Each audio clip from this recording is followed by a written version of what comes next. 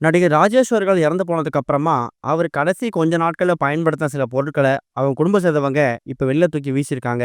அந்த ஒரு தகவல் தான் இப்ப சோசியல் மீடியா ஃபுல்லா ரொம்ப வைரலா பரவ ஆரம்பிச்சிருக்குது. ராஜேஷ் அவர்கள பொறுத்தவரைக்கும், அவர் ரொம்ப நாட்களாவே எக்கச்சக்கமான பேருக்கு உதவி செஞ்சிருக்காரு. இருக்கும்போதும் சரி, இல்லாதபோதும் சரி, தாங்கிட்ட வந்து யாராவது ஒருத்தவங்க ரூ. 10 கேட்டாங்கன்னா, அத கொஞ்சம் கூட யோசிக்காம குடுத்துருவாராம். அப்படிப்பட்ட ராஜேஷ் அவர்கள், இப்ப திடீர்னு இறந்து போனதுக்கு அப்புறம், அவர் செஞ்சுட்டு இருக்கிற உதவிகள் நிக்கக்கூடாது அப்படிங்கிறதுக்காக, அவங்க குடும்பம் சேர்ந்தவங்க ஒரு முடிவு எடுத்திருந்தாங்க. அது என்னன்னா, இதுவரைக்கும் ராஜேஷ் அவர்கள் பயன்படுத்தாத அந்த ட்ரெஸ் இருக்குல்ல, அவர் போடக்கூடிய ஷர்ட், பேண்ட், அவர் கட்டியிருந்த வேஷ்டி சட்டை, இது எல்லாத்தையும் சும்மா போட்டு தூக்கி போடாம, கஷ்டப்படக்கூடிய ஏழை எளிய மக்கள், குறிப்பா அவங்க வீட சுத்தி இருக்கக்கூடிய முதியோர் இல்லங்களுக்கு குடுத்து உதவலாங்கிற முடிவு தான் வந்திருந்திருக்காங்க. ஆனா அது இல்லாம, அவர் இறந்து போற தருவாயில பயன்படுத்தின பொருட்களா இருக்கட்டும், கடைசி 3 நாட்கள் அவர் போட்ட அந்த ட்ரெஸ்ஸா இருக்கட்டும், இது எல்லாத்தையும் சடங்கு சம்பிரதாயங்கள் படி வீட்ல இருந்து தூக்கி வெளில வீசியிருக்காங்க.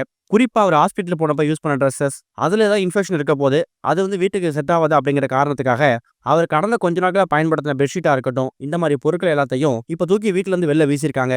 இது எல்லாமே திரும்ப யாராலயும் பயன்படுத்த முடியாது அப்படிங்கிற காரணத்துக்காக தான் அவங்க வெளில தூக்கி போட்டிருக்காங்க. ஆனா அதுவே அவரோட எலக்ட்ரானிக் கேட்ஜெட்ஸ், அவர் பயன்படுத்தின மொபைல் ஃபோன், இத தவிர அவர் ரூம்ல இருந்த எக்கச்சக்கமான பொருட்கள தான தர்மங்களா குடுத்துருக்காங்க அப்படிங்கும்போது, அவங்க குடும்ப சேர்ந்தவங்க நெறைய பேர் இப்ப பாராட்ட ஆரம்பிச்சிருக்காங்க.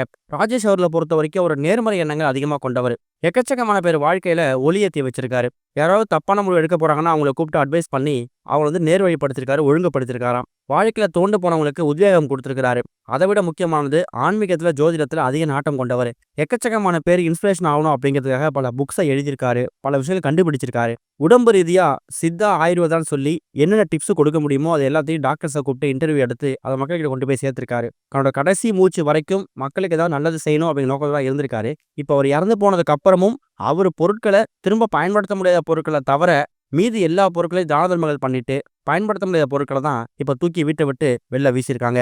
இது ஒரு பக்கம் இருக்க, தமிழ் சினிமால வளர்ந்து வரக்கூடிய நடிகர்கள்ல முக்கியமா ஒருத்தவர் தான் நடிகர் மணிகண்டன். லவ்வர், குட் நைட், குடும்பஸ்தன்னு சொல்லி ஒரு மிடில் கிளாஸ் ஃபேமிலிய மையப்படுத்தி எக்கச்சக்கமான திரைப்படங்கள் எடுத்து அத வெற்றி அடைய செஞ்சிருக்காரு. இவரு ஆரம்பத்துல பல படங்கள்ல அசிஸ்டன்ட் டைரக்டரா இருந்திருக்காரு, ரைட்டரா இருந்திருக்காரு. அப்படிதான் இப்ப ரீசென்ட்டா அவரோட அனுபவத்த ஷேர் பண்ணியிருக்காரு. குறிப்பா பேய் படங்கள பத்தி அவரோட கண்ணோட்டம் எப்படி இருக்குங்கிற மாரி வெளிப்படுத்தியிருக்காரு. அதுல அவரு பேசும்போது என்ன சொல்லியிருக்காருன்னா, "எனக்கு பேய் படங்கள்னா நான் ரொம்ப பயப்படுவேன். அன்னபெல் படத்த பார்த்துட்டு தெரியாத்தனமா அந்த தியேட்டருக்கு போயிட்டோன்னு ஃபீல் பண்ணேன். அந்த படத்த பார்த்ததுக்கு அப்புறம் அன்னைக்கு நைட் என்னால தூங்கவே முடியல. எனக்கு ஆன்மீகத்துல நம்பிக்கை இல்ல. ஆனா நான் ஒரு எழுத்தாளரா எழுதின முதல் படம் பீஸா 2. பேய் படங்கள் நடிக்கணும், அந்த மாரி படம் எடுக்கணும் அப்படி ஆசை எனக்கு இருக்கு. ஆனா படத்த மட்டும் பார்க்கவே மாட்டேங்கிற மாதிரி தான் எமோஷனலா பல விஷயங்கள மணிகண்டன் அவர்கள் ஷேர் பண்ணியிருக்காரு. சொல்லப்போனா மணிகண்டன் அவர்கள் குடும்பஸ்தன் மாதிரி, லவ்வர் மாதிரி மிடில் கிளாஸ் ஃபேமிலி படத்துல மட்டும் நடிக்காம, ஒரு ஹை பட்ஜெட் படங்களையும் நடிக்கணும். விஜய் சேதுபதி மாரி எல்லா விதமான கதாபாத்திரம் நடிக்கணும் அப்படிங்கிறது ரசிகர்களோட ஆவலா இருந்து வந்துட்டு இருக்கு. இதுவரைக்கும் கனெக்டிங் டிவிக்கு சப்ஸ்கிரைப் பண்ணனா மறக்காம சப்ஸ்கிரைப் பண்ணிக்கங்க. உடனடி அப்டேட்ஸ் பெறுவதற்கு நோட்டிஃபிகேஷன் பெல்லையும் கிளிக் பண்ணிக்கங்க.